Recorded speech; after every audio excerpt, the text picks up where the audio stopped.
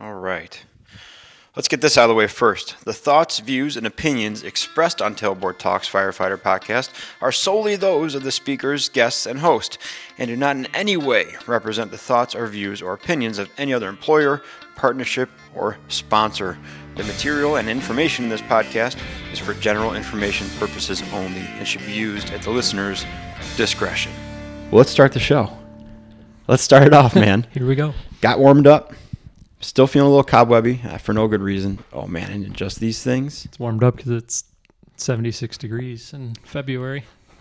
I'll take it. It was an easy winter. I feel like it was an easy winter. Couple cold days, couple snowy days, couple rainy days, and we're out of it. I think we got one more rainy, snowy tonight, possibly. But I'm good with that because we're on shift tomorrow, so I can handle that. It's a great day to have rain and snow, and then it's back up to 68 for bike rides after that. Welcome back to your kitchen. Welcome back to the final recap of True Detective Night Country, a.k.a. a bigger letdown than I am to my parents. What a bummer. And like we were just saying, it's kind of far in the rearview mirror, and I've watched so many videos. I've actually stopped watching videos on it because everybody's frustrated at the same things. yeah, Incomplete plot lines, drop storylines. I got to tell you, when you told me after episode 4 there were only 2 left, I was pretty torqued up about that. I'm like, you got to be kidding me. They're only doing 6 episodes. A lot of people were. Pretty happy that it's was only 6.5 hours time spent And time invested. I got to tell you, if the way it ended with the storyline that it ended on, that could have been the storyline the whole time. Yeah. That was easily, you could We easily talked build about that this out. too, like halfway through, where I'm like, they're going to bring something back that you were supposed to notice 5 minutes in, and then they're going to bring it back and be like, ha, gotcha. Is that just lazy? Is that lazy writing, or is that like thinking you're super smart and like?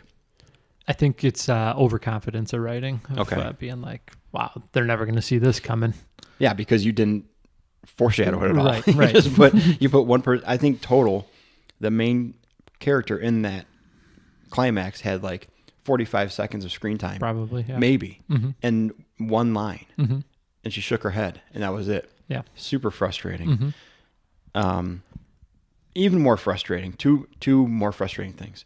First one is all the stuff they threw in from the first season of True Detective, completely meaningless and useless. Yeah. I will say the only thing, and it's been a while since I watched the first one, but I believe in the first one it was kind of a similar thing of like they flashed the villain like halfway through. Yeah. And then at the end they brought him back, but it was just done so much better.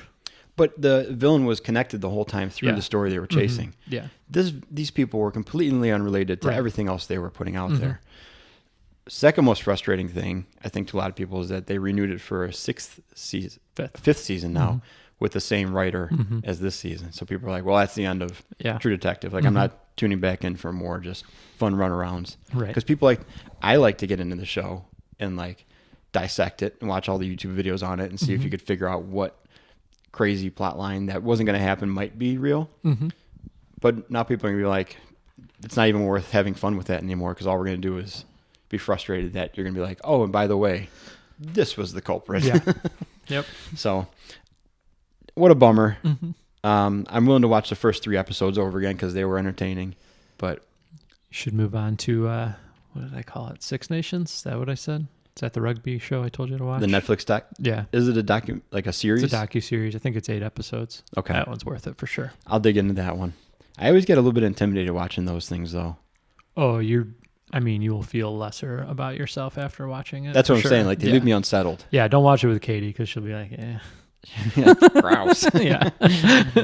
Yeah, I get halfway and I'm like, this is making me feel very uneasy. Like I am just not good and stuff. And like, Especially they flash through some weight room scenes and they're like, yeah, it's 200 or something. And I'm like, then you realize that they're talking kilos and stuff. And you're like, oof. super duper.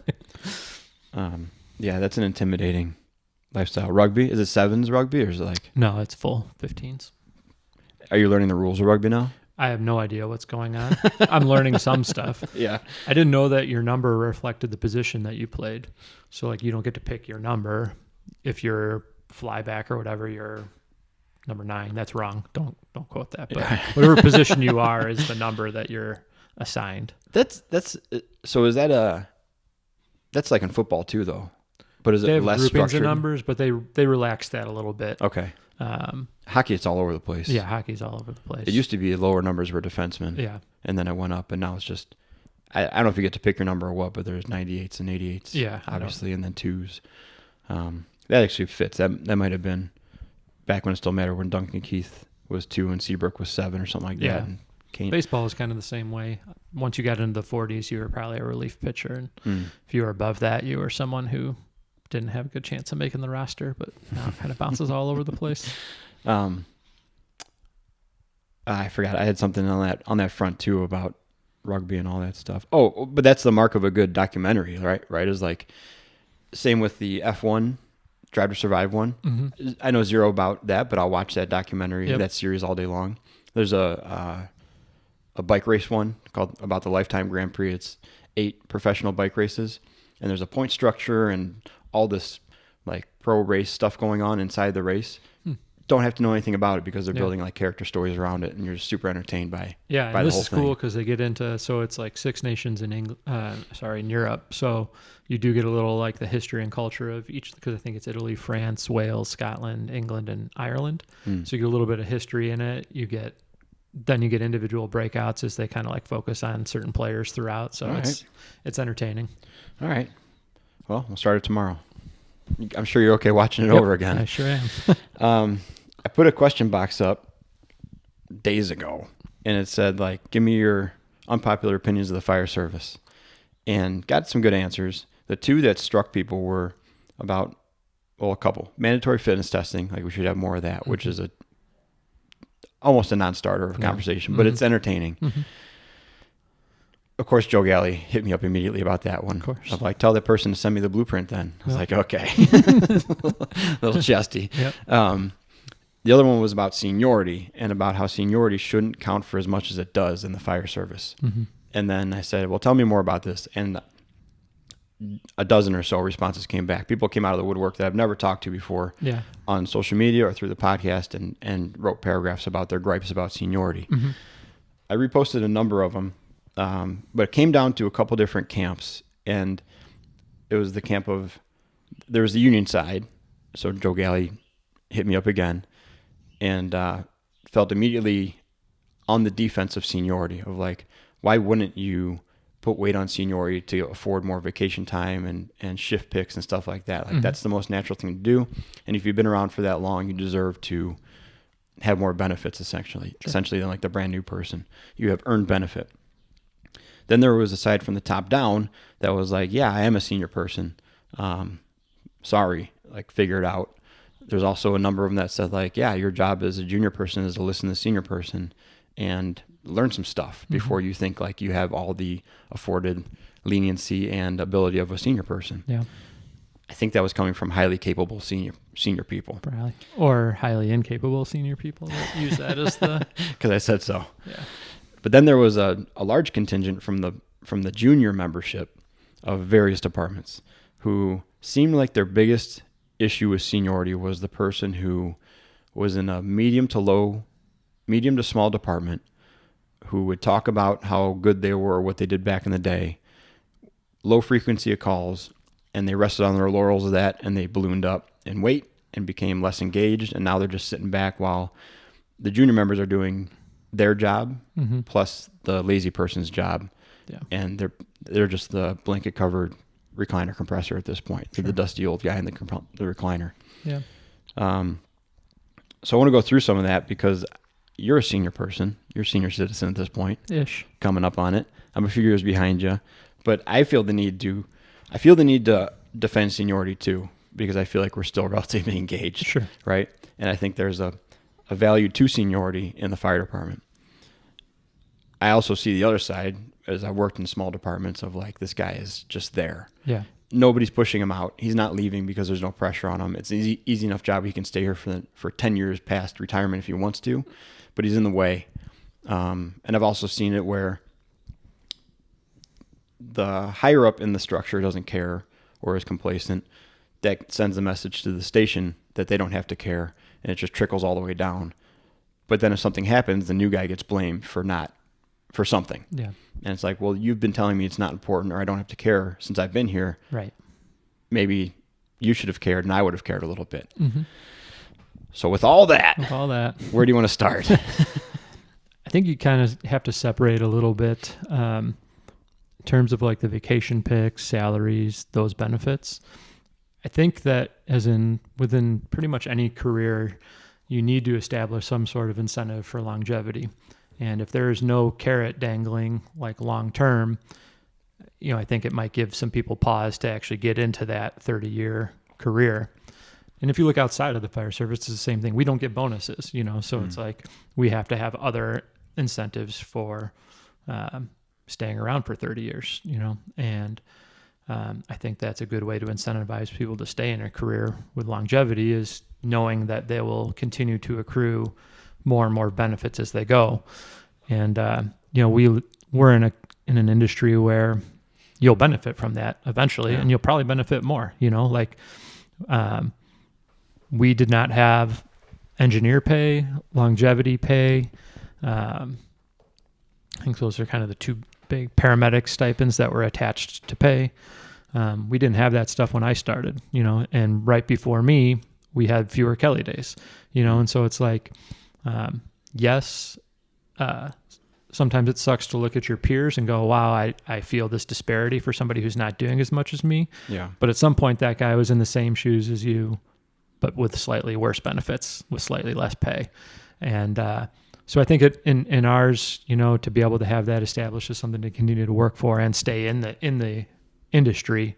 I don't have a problem with that. I think it should be incentivized that way. So that's one side of it, right? Mm-hmm. I would say that what it sounded like here, did I already say this? I can't remember if I said this before or after we started recording. It seemed like the smaller departments with low frequency are more susceptible to this. Did I Probably. say that? Because there's not as much upward movement. Like I said, the person is sitting there for a long time, and the lack of frequency lets them say, like, yeah, 10 years ago or 20 years ago, we had a big fire. What are the chances of that happening again? Right. How much do we really have to train on this through the floor stuff or RIT stuff? Mm-hmm. We don't go mutual aid to anybody. We handle everything in-house. We all know each other. We're all a bunch of good guys. Mm-hmm. This is just a great place to work, and what's the worst that could happen, And I hate throwing around the complacency word, but I think that's what it kind of falls into is complacency. I think you do. You get some inbrededness too of like, if you keep promoting from within and you don't get any outside experience or perspective in, you kind of just stay in that same lane possibly, especially if the pool of candidates to move up, is small. Sometimes you're given, you have to play what you're given at that point, Yeah. And so you might hope that you're going to get A+ people moving up, but you might not be, you might be getting C+ people as the only person who stepped forward, So that's one of the craziest things that came back in these responses. 2 people, one from a pretty big department, very big department, another one from a very small department said their promotions are 100% based on seniority. Mm-hmm. Where if you're a lieutenant and I got hired a day after you and you retire, I'm just now a lieutenant, which I think is just bananas. It's crazy. Dude, It's just how does that even, that just boggles my mind. And it makes me just more happy that we work where we do, mm-hmm. because it's a competitive process. I don't even, it's even just thinking of that, of like the path that you're going to take on your career, whether you're going to go promotion wise or whether you're going to go truck wise or engineer wise. And then the next day it could be like, surprise. Yeah. I know you worked really hard to become an engineer and really proficient at it, but you're next up. Well, and I'm sure there's more to it, but we have people that like do not want to be in that leadership role. Mm-hmm. Like they'll say like, no, I want to do stuff and ride backwards, or I'm fine being on the ambulance. Like, no, I don't want to be part of the organization in that aspect. I'm sure they're not forced to promote, mm-hmm. but also at that point, so let's play both sides into it. You're at 22, 23 years, and now you're able to get a promotion and mm-hmm. get more on your pension. Are you going to say no to it because you just don't want to be there? Or you're like, maybe this makes me retire at 26 years. If I just do this for a couple of years, even though I hate it, sure. I'm probably not that great at it. I'm sure you get some people that hang around counting numbers and going, 3 more people go, and then I get a pay bump for one paycheck and then I go, Yeah. you know, but what are you getting out of that person for that, you know, those 3 years potentially? Not a lot. Probably I can only assume not a lot. And I think these are kind of tough conversations for me to navigate because I don't like airing the fire department's dirty laundry necessarily. Sure. Because I don't want to make us like vulnerable to too much criticism. But some departments I think are deserving of some criticism, and that's just some crazy ways to do stuff. Yeah. What I if don't they talk on the radio during lunchtime, that kind of thing. they're deserving of much more than criticism. Have you, when you were coming up and you had senior guys in front of you, and as far as I'm concerned, it's a different universe altogether from when you started, even when I started and now. Yeah. Our hierarchy, our structure, the expectations, what we're doing in terms of just even paramedicine and just our responses and stuff like that is a different universe, a different department altogether. Was the junior membership vocal against lazy senior membership when you came on, or was it more because of where we worked, we're busy, and yeah, this guy might be a slug now, but he proved himself back in the day and he holds value somewhere else, so it's no big deal? I don't think, so the junior guys, I don't think were as vocal about lazy or inept senior pipemen, but we had really good officers, a lot of really good officers when I started, and a lot of really good engineers when I started, and those guys did the complaining for you. They took care of business for you, so we didn't have to do a lot of that. Yeah. We had some really strong leaders at both positions, and that stuff you found out real quick who was a low performer. Yeah. And you really didn't have to identify it vocally from the junior side of things. It was pretty much told to you. Yeah. Most likely. So how was there dissension then, or just like, let's just humor this guy when he gives us orders and I'll take care of you? You know, I think it was just you trusted your skills, and as long as he wasn't going to take you down a bad path, you just kind of went with it. You know, Yeah. if someone called nostrils, nose holes over the radio, you just kind of laughed at it and, you know, moved on. So, there's, I think most of the time you just chuckled at it and told the story when you got back. Yeah. Yeah. Cause overall the cult, and I think that's a benefit of, like I said, where we work is you will get found out pretty quick where we work if you're a low performer. And then in today's age of where we work, you'll get dealt with one way or the other. Yeah. You'll get a training plan. You'll be identified. You'll be put on the microscope. You'll get transferred somewhere for department needs. And not transferred somewhere to protect you more, but somewhere to keep an eye on you more. Yeah.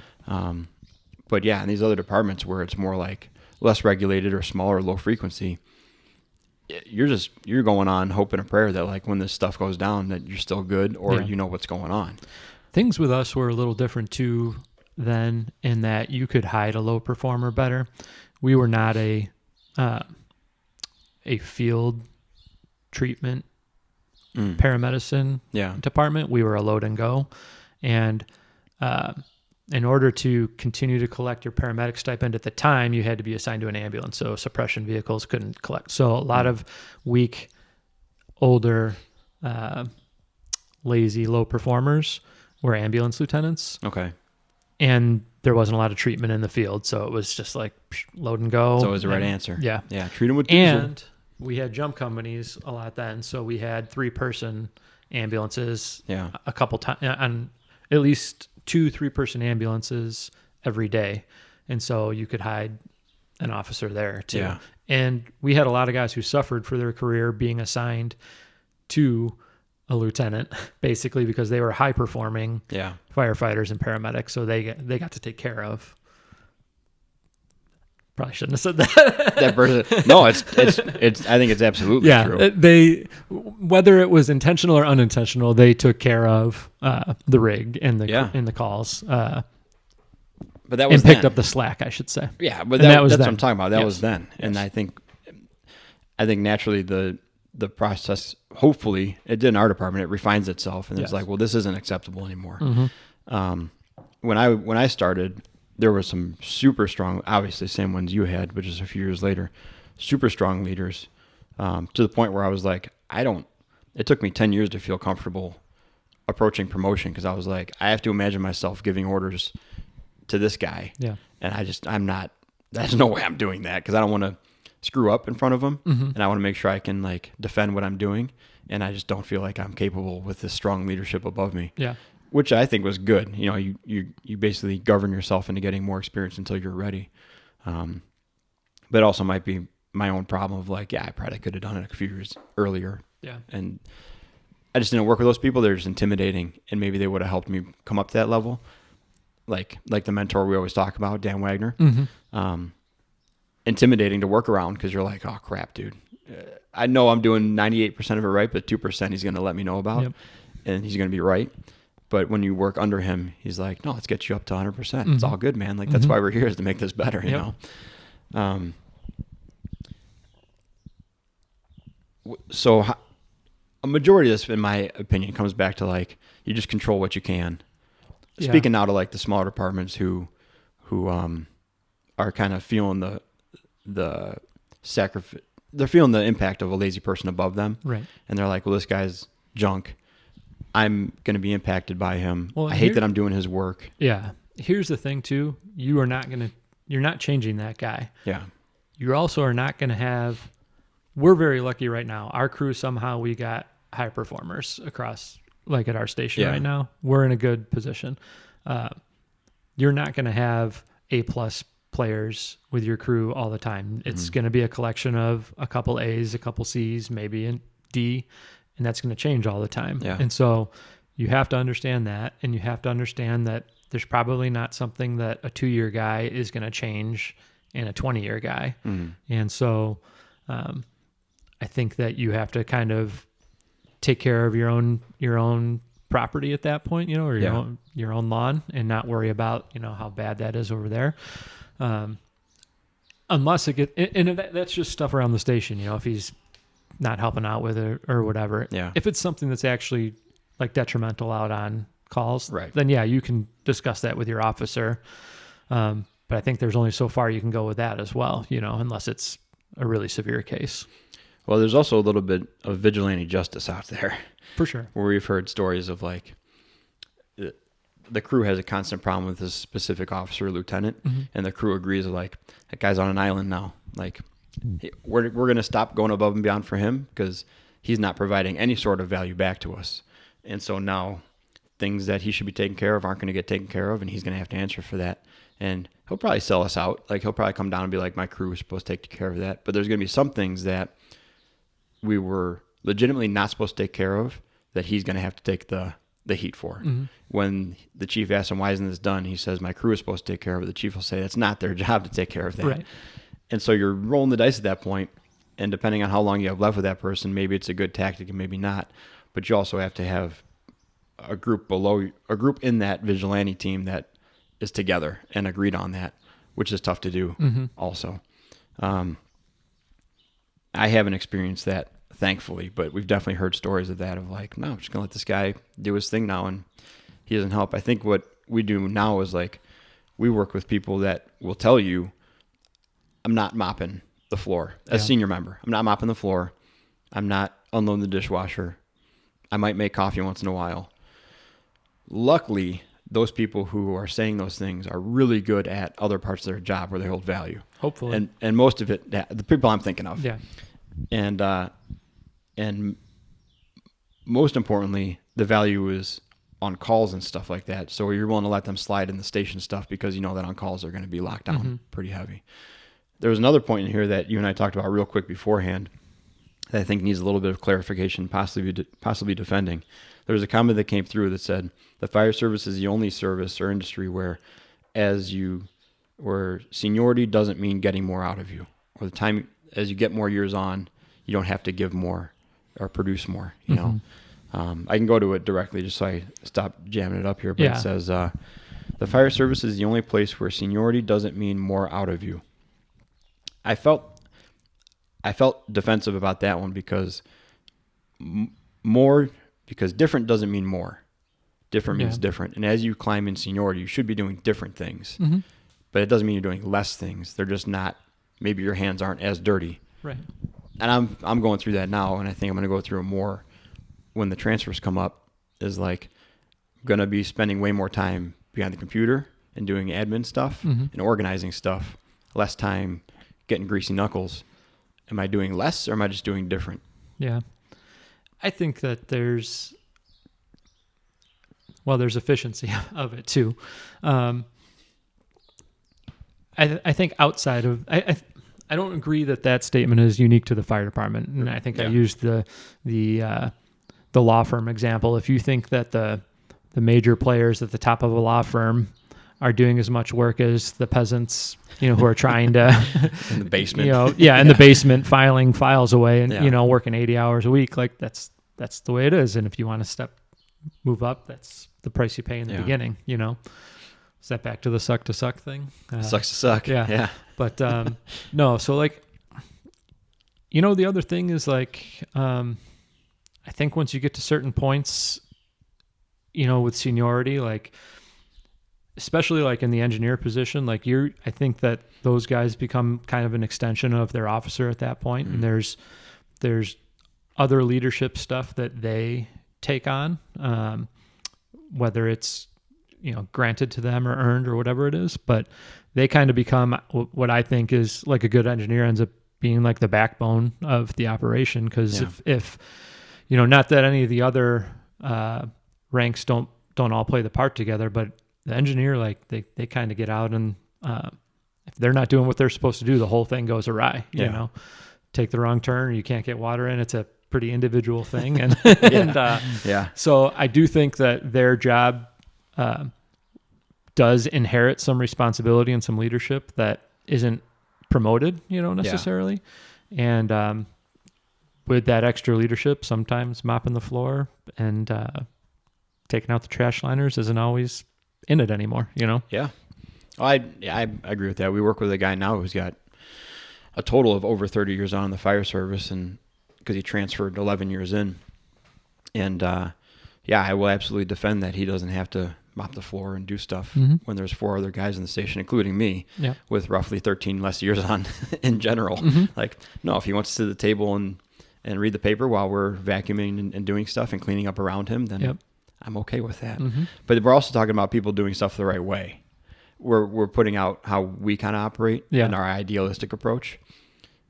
This all falls apart if those things aren't happening the right way. Right. If you do have the person that's just a slug and in the way, if you do have someone that just shirks responsibility because they're just tired of doing it, or they're burnt out for whatever reason, or disinterested for whatever reason, that's when it starts to fall apart. My suggestion, though, if you are really interested in getting the slug to go, is like you might have to do some like reverse psychology on them, and in either one, find out what their personal interests are and maybe start engaging them that way, or find out what skill they do have and ask for help on it, and maybe that gets them moving a little bit and gets them engaged.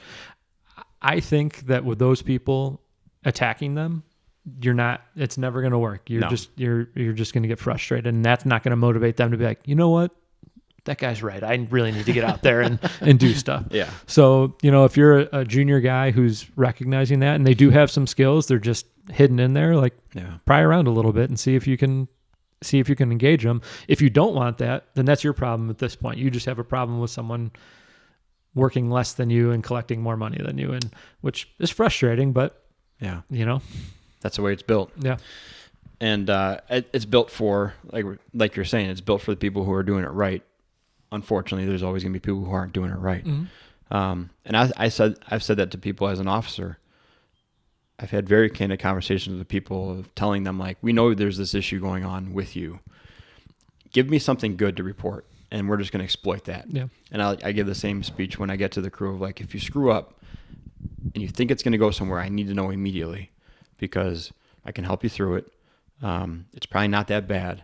But even if it's like, I took the wrong turn 5 times getting to that call, I'm going to document it for the sole purpose that we're going to pay attention to that. And now a year from now, you've shown 100% improvement. That's like a freebie. It's a gimme. Give me something small that you screw up on, and I'll show improvement on an easy thing as like a low-hanging fruit. But give me something. Like, you got to give me something. If you're just going to be 100% jerk, a well-rounded slug, I got nothing. And then when they come to me and say, why isn't this guy getting his PS tracks done, I can say like, oh, because he does these 5 other things and we have a probationary member out there, he missed a few days. My bad. Yeah. If you're absent altogether and they say, why is PS tracks done? I say, I'm sorry. I guess I'll go. Yeah. I guess now we have 'Cause several meetings to because have. he didn't do them. Yeah. Yeah. Because exactly why you think he sucks. There's another one that I think is important to delineate. It says, no other job do you get quote unquote respect for molding yourself into the sofa for 20 years. It plays 2 things against each other, seniority versus respect. Yeah. Also, who has sofas in their stations? Gross. Super gross. My part-time department head one is gross. You don't get respect for molding yourself into the recliner. No, it's the polar opposite right there. But you get seniority. Yeah. You do Correct. get seniority. That's a pain point you were talking about is like, yeah, sometimes it's easy to just hate on someone because they're doing less than you. Obviously, they're not doing it right. And they are getting 4 more vacation picks than you a year and $10,000 more because they've been there for longer. Mm-hmm. That is frustrating. Yeah. I think you can choose to continue to hate that person, or hopefully if they're not on your crew, you just accept that as like, good thing they're not really impacting me. Mm-hmm. I'm not paying them. It's not coming out of my pocket. They're not slowing me down at all. No, I don't have to like that person. Sorry. Yeah. I don't know. There's no real solid answer to that one besides that sucks and that person sucks and I'm sorry. Right. Try Curt's tactic of appealing to them. Maybe it'll work. Maybe it won't. Mm-hmm. But that's a for real problem. What else do you think on the seniority front? I mean, I get it.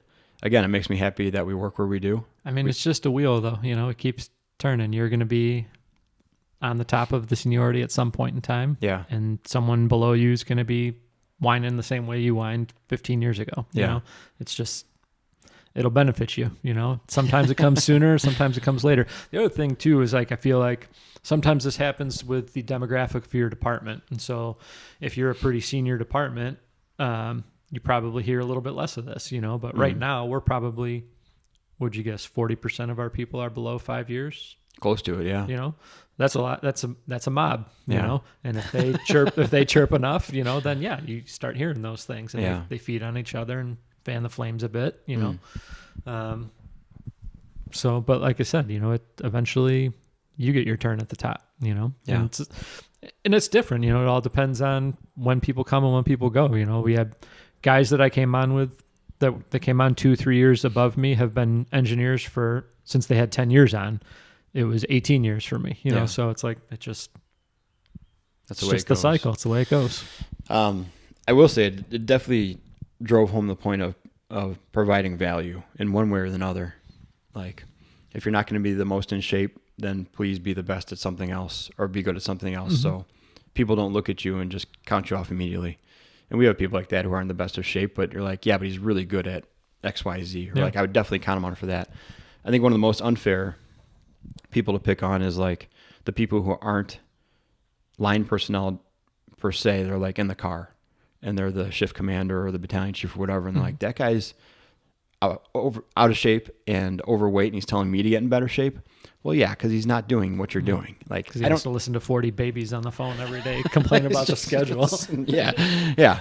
Like, I don't need him to be running in buildings. I need him to be very well organized and very good at putting people where they're supposed to be and know where I am in the building and manage that. That's what I need him to do. I don't need him to do all the physical stuff. That's one of some of the more unfair ones I've seen. I agree. Yeah. But yeah, just providing value and value where it counts, which is operationally. If you're bad operationally, but you're really good at cleaning light bulbs, that doesn't do us a lot of good. Yeah. If you refuse to clean and do spring cleaning, but I know you're just locked down on water supply and you go to classes and do hose advancement and you're a good leader or whatever your category is, I'm not concerned about that. We'll figure that out.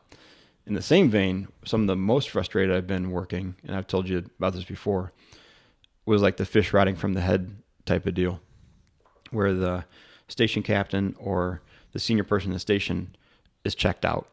That sends a message to their crew. Their crew doesn't care. So the crews on both sides of them are like, well, if they don't care, that's the captain's station. If he doesn't care, then I'm not going to care. And then inevitably the low guy gets blamed for it when something goes wrong.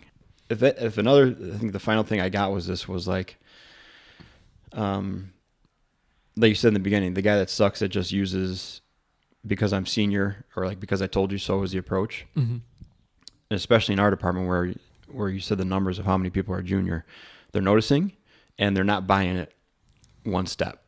And I actually have a feeling that a lot of our junior guys now are less likely to be influenced like I was out of spite and be like, well, I don't care then. Yeah. And more likely just to group together and just discard that person altogether, and then they lose effectiveness. I feel like that's the new age of the firefighter coming up is like, I'm just going to recognize you suck, and I'm going to keep doing what I want to do, and I'm just going to disregard everything you say. Yeah. Which will come back to bite them, but it's way less of like, well, he's the boss. I'll just fall in line, and I guess it'll work out. Mm-hmm. I think we're in a different world now where people will be almost openly like disregarding of what you're saying because they know they're smarter than you. Yes. They know they're smarter than you and they've seen you not perform. So they're like, nah, and just move on, which is a major shock to some senior guys. Sure is. Major shock. So if you're a senior guy, you've more or less been put on notice that this new generation of firefighter is not going to fall in line just because you've been there long enough. And it may not be insubordinate behavior, but they're not going to be your friend like the old guys were like, yeah, but he's a great guy and, you know, he's been around and he'll help us out if we need to. Mm-hmm. I can do it if I had to kind of thing. Yeah. It's not flying anymore. If you're a junior guy, what I would say was good job recognizing it. Don't get yourself in trouble. It's not going to be worth it because you'll be around a lot longer than that guy is going to be here. Yeah. And don't burn any bridges that you might have to cross in the future because that guy's got friends. And those friends might be 10 years junior to him, and they might be your boss someday when that person's gone, and you're still going to feel the effects of telling this guy to suck it or whatever, or disregarding him on a call. You might be like, oh, thank God that guy retired. Those problems will persist. Yes. They will absolutely persist. And if you're on the union side, keep fighting, man. I want more pay and better benefits. So I'm not taking it for granted, and I hope that we continue to earn the benefits that we're afforded. 100%. I mean, if nothing else, you can look at it like that. We have guys that work out purely out of obligation because they say, I came from a small department and I wasn't getting paid very well, but you guys are paying me well and we're running calls. I feel the only reason I work out is because I feel the need to justify my salary at this point. And I say, I'll take it. Sure. 100%. I'll absolutely take that. So that if nothing else, you can always fall back on that. About some closing stuff. What do you think? As a senior citizen yourself. I think we panged it pretty good. There's a lot in there. There was. There's another side of it that we're not going to get into now, which is like the trauma side of it and why people stack on 50 pounds and withdraw and become that person. I'd have to think about that one for a while because there's so many different sides to it. I hate the old argument of like everybody's fighting a battle you don't see, so be nice to everybody. Definitely don't be nice to everybody. Yeah. Like you definitely don't have to do that. No. But I think taking your approach of like maybe getting rid of your disdain for a second and appealing to them. And as I'm thinking about it more, I do think that like right now, like I'm a collection of a lot of guys that I just asked question to that gave me their time, you know? And not that all of them were amazing guys in seniority. Like, I mean, probably like one of my top compliments on the job was like Randy Lenhart was the driver of Engine 1. And I just had a couple questions about him, about stuff that I would ask him at pass on. And like one day he's like, I love answering your questions. He's like, you always have good questions. And like, for me, I was like, dang, if this guy's saying that, then, it kind of sparked a little passion. But we had a guy on the opposite end of the spectrum who was the head of our fleet division. And the guy could tell you everything about an engine, but he was the worst counterpart to work with, the worst coworker to work with around the station. But you could get a ton of stuff, pumping information or information out of him if you wanted it, you know? And so I think you could probably seek out a little bit more, and maybe that might give you a little bit, you don't need to fully respect the person, but at least enough respect to go like, okay, there is some benefit I can get out of this guy. I understand his limitations that he's going to give me other places, but I'll benefit off of this guy somehow. Yeah. And just find that, you know. Yeah, and we brought up a hypothetical person that we both know in the past with stories. I think I actually edited one out our last episode we did together. I've gotten some really good career advice from someone that I would not want to go into a burning building with. Mm-hmm. And that doesn't make it okay that he was still working, but at least I can look back and be like, you know what? There was a person in there, and he did give me decent advice from time to time, and I'm glad he's not working anymore, but I don't look back and be like, that guy was 100% bad. Yeah. I wish he never existed. He was a blight on the department history. Like, Yeah. no, he started out as one thing, turned into a different thing.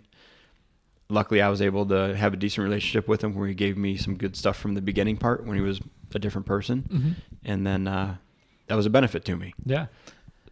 The other thing, too, is you don't always have to pull out useful line information. Like, I've had some really weak performers, but they're really good with financial stuff, or they're really good on the Fair Promotions Act or pension stuff. And so, like, it doesn't have to be like, okay, well, teach me friction loss. It could be, this guy's really smart on that, on rental properties, so, so there's other ways you can benefit off of people's information other than being like a high performer online too. But yeah, I guess old guys, just show your value, like show value, preferably operational value. That'd be the best. But show value so the young guys just don't discount you automatically because they're willing to. Also, I'm getting a little long-winded on this too, but on the flip side of this is free. Yeah. If you're a new guy and you ask someone, an old guy, questions, you better be willing to sit there for the next 20 minutes and listen to the answer that I'm going to give you. But if you ask me a question and 5 minutes in or 5 seconds and you're like, no, I know, I think I'm good. Like, what are we doing here? Okay. So like, we'll tell the story. I think I just did for the most part. Well, but then we addressed it more or less, we right? did. And you shared that frustration with me, and then it happened to me where he basically asked a question to confirm what he already knew, but was not socially keyed in enough just to be like, okay, thanks. Yeah. He felt the need to tell me then. That's what I thought after this long-winded explanation I gave him. So we had what I think is a valuable conversation where I essentially said, like, if you know the answer, don't ask me that question just to make me work to answer it for you. Right. If you want to show me what you know, tell me and I'll confirm it or we'll adjust it. But don't make me work to answer your questions. Yeah. Like, don't do that. Yep. And I told him, because next time you ask, I'm not going to answer your question. I'm going to ask you, what do you think, smart person? Right. And you might be right all the time, but I don't need to put in the work to answer that question if you're just going to tell me, oh, yeah, I knew that, or that's what I thought. At this point, I put almost 20 years in of learning this answer that I'm going to give you. And so for you, with 2 years on, goes, nah, I got it. Like, you don't, because I just got it. You might have you might have just that sentence I gave you, but look at all this. Yep. look at everything you don't know that you don't know. Mm-hmm. Yeah, that we're not going to talk about now. Right. Because you got it. Correct. Oh, yeah. That's a cool one. I think you're right. I think we did hit it, you crotchety old senior citizen. Yeah. Took a little bit to pry it out, but it happens. It's a tricky one, man, because I said it again, we come from a good department that this does not fly. The lazy senior guy thing doesn't fly. Yeah. And so it's hard to get out of what we're doing and stop providing like our examples of it, because there's departments that are not operating that way. And they have some for real problems with stagnant in the way recliner compressors. And it's a bummer. Keep testing. Yeah. Wait for them to leave. Keep working. Find your group of motivated individuals around you. You don't have to be Jocko and like get up at 4 a.m. to be hyper vigilant. Yep. But there's absolutely little pockets of guys. You can empty the dishwasher, but like you can do that at whatever time you want. Because I'll walk right by it. Remember, it's 9 in the morning. 6:05. Yeah, I'll walk right by it at 3 in the morning, just as I do at 6:05 in the morning. Better let these cool down. Oh, dude, too hot. Just leave the door cracked. Let the steam out. There's probably some soakers from the night before sitting there because we're afraid to work hard on pots and pans. There's no such thing as a soaker. But can I just get that out of the way also? There's no such thing as a soaker. There's only lazy firemen who don't feel like working for 5 minutes on a pan. Sure. There's no such thing as a soaker. Stop it. But there's absolutely pockets in our department of like 4, 6, 8, 10 people who go to classes and like do their own thing. regardless of what their officer's doing or their senior leadership is doing, because that's what they want to do. Yeah. Find those people and just keep doing your thing and just trust that that person's going to retire, and just try to hold on to what you got long enough so when you're in that position, you don't become one of them and people don't hate you like you hate them. Correct. That's a decent summary of it, right? I think so. Sick. Once again, did not mention Rescue 1 CBD or Fourth Frontier in the beginning of this thing. Talked about True Detective, Night Country. Do not suggest you go watch True Detective, Night Country at all. Do suggest you go check out Rescue 1 CBD, 0.000 THC, safe for the job. Pretty awesome dude down there in Florida and pretty awesome company. Also, check out the Fourth Frontier X2 heart rate monitoring strap. I've been saying like, oh, it's just like every other monitoring strap, but it has lead to EKG. Of course, I'm misrepresenting the company, because every email I get from them, it says not just a heart rate monitoring strap. Great ambassador for the brand.